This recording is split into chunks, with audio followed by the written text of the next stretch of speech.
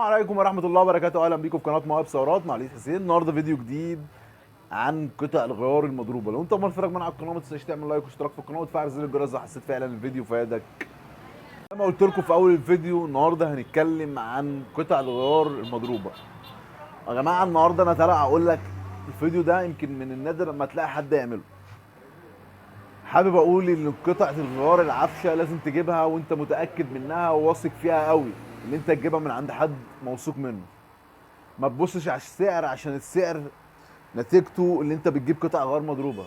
ما تبصش على حد مشهور، علشان برضك ساعات مش عايز اقول اسماء، يعني اسماء ناس في قطع الغيار اسماء معروفه وبتجيب قطع غيار مضروبه يعني على يقين الكلام اللي انا بقوله لكم ده، اللي انا كل يوم بيجي لي زبون واثنين وثلاثه جايبين قطع غيار معاهم، ومعظم القطع الغيار دي بيجيبوها من عند حد معروف، والقطع الغيار دي بتبقى مضروبه.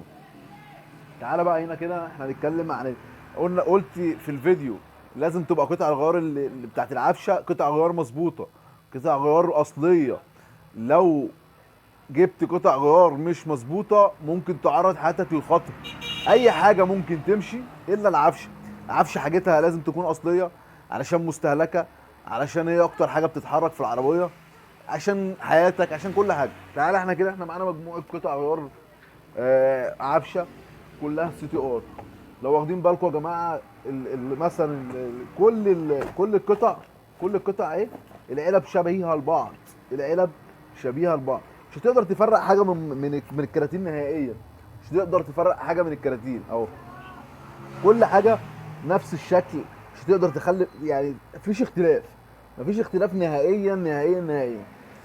بس قطع الغيار دي كلها مضروبه ما عدا حاجه واحده بس. تعالى بص يا جماعه، ده طقم بيض ام 16.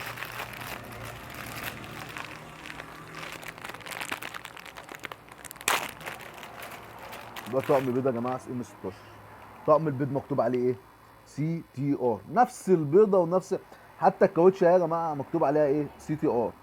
مش هتقدر تفرقها نهائيا عن البيضه اللي هي السي تي ار المظبوطه، مش هتقدر تفرقها عن البيضه السي تي ار المظبوطه. تعالى بقى اوريكم مثلا حاجه تاني، علشان بس انا بصور لكم ليه بقى بصور يا جماعه، وبصور لكم ليه الفيديو ده، لان ممكن تلاقي اسعار متفاوته.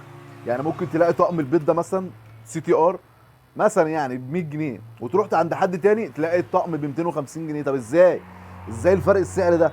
فرق السعر يا جماعه في القطعه نفسها، فرق القطعه ما تسترخص. لان انا عايز اقول لكم اقسم بالله ناس بتجيلي باسماء. النهارده جاي لي مثلا جالي عربيه بي واي دي جايبه بارات وجايبه تياش سي تي ار وبيض مقص سي تي ار مضروبين، وجالي من قيمه كام يوم لانسر بوما جايب حاجات سي تي ار مضروبه، وجالي لانسر قرش جايب بارات وتياش بردك مضروبين. ومعظم الناس اللي انا بتكلم عليهم دول جايين لي من على القناه، جايين لي من على القناه على الايه؟ على اليوتيوب. تعالوا مثلا بصوا يا جماعه، ده كيس ميزان مضروب، كيس ميزان اتش دي اهو. مش هتقدر تفرق اهو، مش هتقدر تفرقه. الكيس اهو مكتوب عليه سي تي ار. انا برضك هنوريكم البيضه بتاعت الكيش.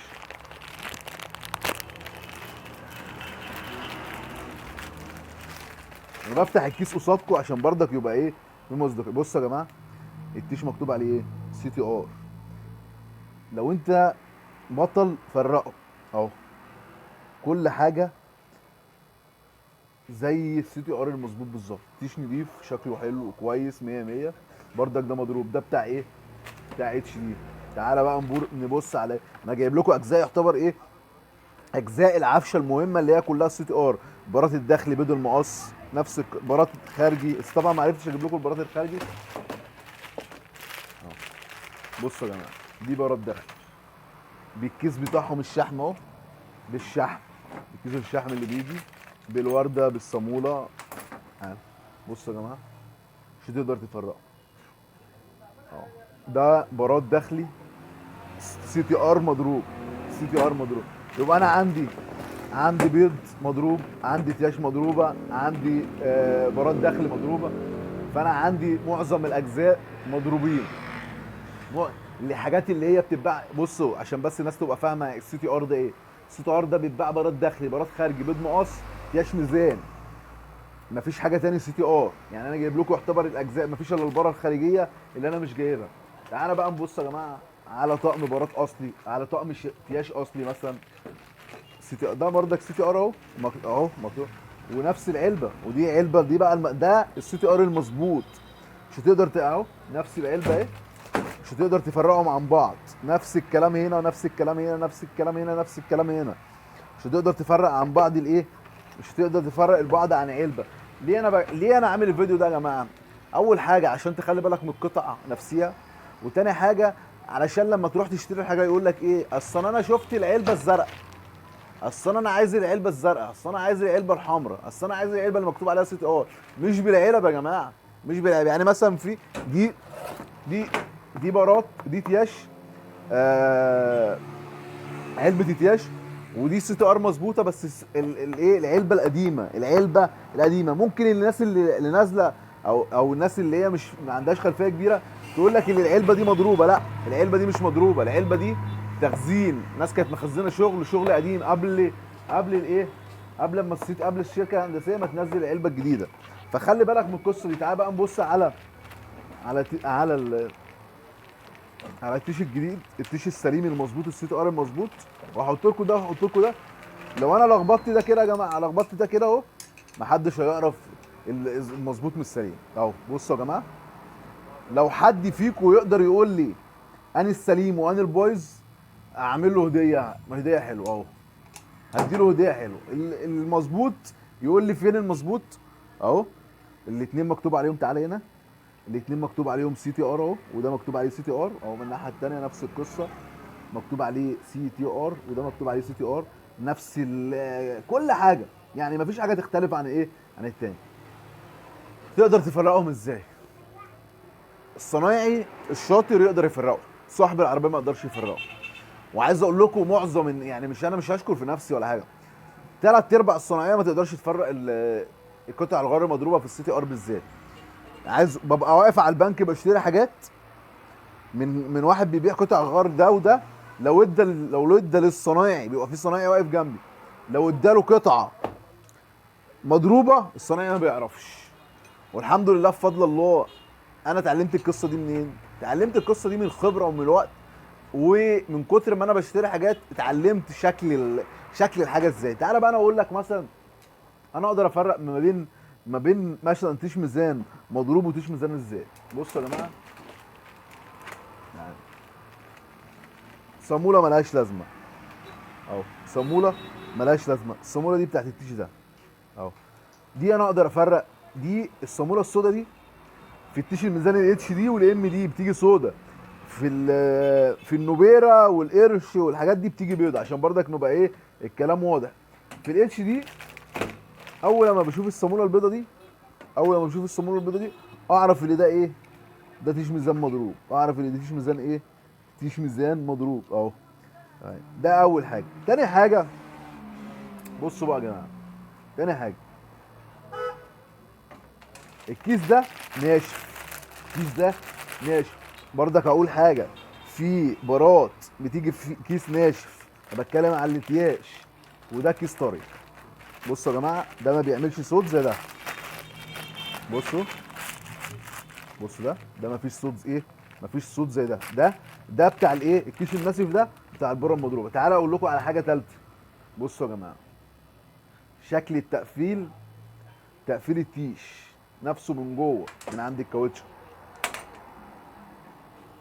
بصوا هنا الكاوتشه بتاعت السي تي ار بتتقفل بوكليه حديد منين، من فوق من هنا اهو، بوكليه حديد اهو من عند الكاوتش، اخر الكاوتش.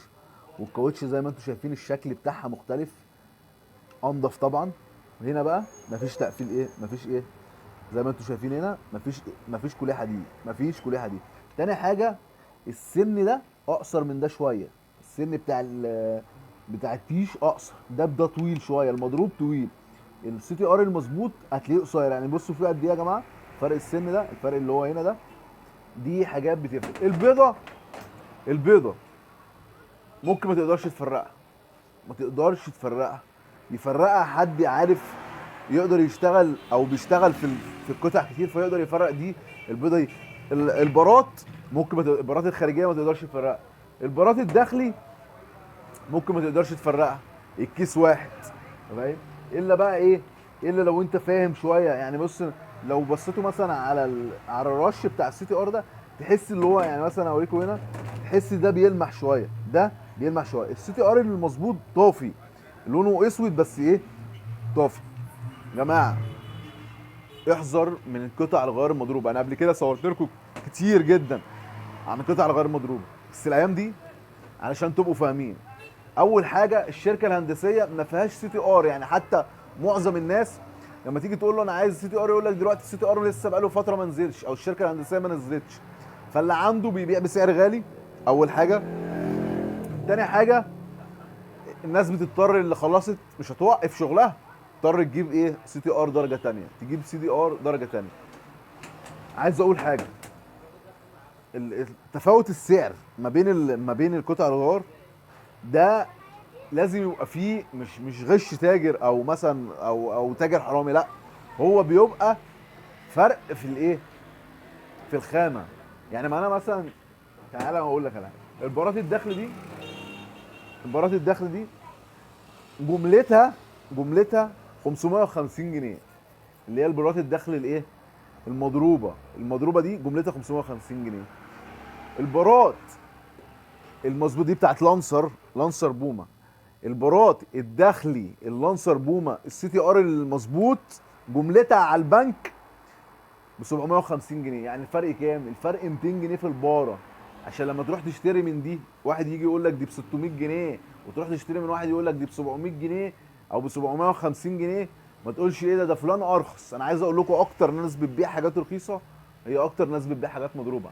خلي بالك من القصه دي كويس، وخلي بالك من روحك ومن نفسك، وما تستخسرش في عربيتك قطعه جايبها رخيصه علشان نفسك. يعني ما تقولش لا انا هجيب القطعه دي بجنيه، انا هجيب، تعالى انا هوريكم كتير جدا ناس بتجيلي تبقى لسه مغيره جلب مقصات، يقول لك اصل انا جايب الجلبه دي ب 100 جنيه، انا جايبها ب 120 جنيه، والجلبه مكتوب عليها ياباني. وقبل كده صورت لكم فيديو عن موضوع الجلب الياباني والماليزيوم، وفي الاخر هي اصلا معموله تحت السلم ومكتوب عليها. الكتابه سهله يا جماعه، الكتابه سهله زي الطباعه اهو. يعني مثلا علبه دي وعلبه دي، هل انت تقدر تفرق الاثنين من بعض؟ والله ما تقدر تفرقهم، مش هتقدر تفرقهم نهائيا. فخلي بالك يا جماعه، علشان الناس اللي بتروح تشتري بالعلبه، يقول لك مثلا انا عايز البليه ام علبه زرقاء، انا عايز البره ام علبه حمراء، انا عايز التيل العلبه الزرقاء. فخلي بالك ما تشتريش بالعلبه، اشتري بحد يكون واثق فيه وما تسترخصش. شكرا ليكم في قناه مواد سعرات، معلش حسين.